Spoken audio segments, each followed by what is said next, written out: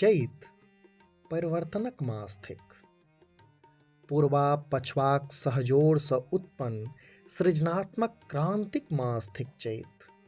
पुरान के उद्देश्य क नव के स्थापित करवाक मास थिक चैत। मोटा मोटी प्रकृतिक सिंगारक मास थिक चैत। ठुठ गाछ पर नव कलशक आगमनक मास थिक चैत। चैत मने पतझार में बसंतक संभावना। चैत ने त बरखा पूर्ण अछि, चैत ने त हरखा पूर्ण अछि। पेक्षित, उपेक्षित, अपेक्षित गाछ घास सब फुला जाइत अछि। रब्बी राइक गृह प्रवेशक उत्सवक समय थिकी। मसुरी, तीसी, केराव, खेसारी सब घर मुहान होइत अछि। गहूम अपन हरियरी तेज अन्न भ पूर्णता पबैत अछि। आमक गाछी मज्जर सँ महमहा गेल अछि।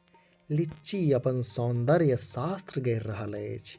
कागजी सँ जमीरी धरिक नेबो मातृत्वक लेल उत्सुक अछि। पहाड़ पर काजू, बादाम, सेब हलसऽ लागल अछि।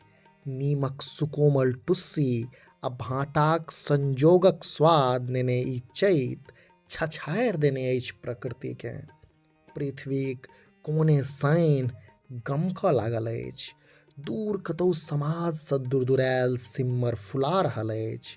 गाछीक कोनो कोन में जामुन मजरऽ लेल जोलाहल लेने अछि। मुनिगाक श्वेत कुसुम फौर होयबा लेल उत्सुक अछि। एक बेर चैत के स्नेहक दृष्टि सँ देखियौ ने, मोन महमहा जायत। मशीनक शोर में संभव छैक मध्यम भ गेल होइक चैतावरक रागभास, मुदा प्रेमीक हिया में अनघोल त करिते छै हो रामा।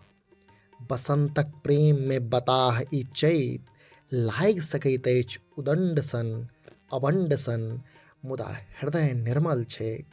प्रेम में सनायल लोक अंततः थेत्थर भइए जाइत छैक, आकि नहि?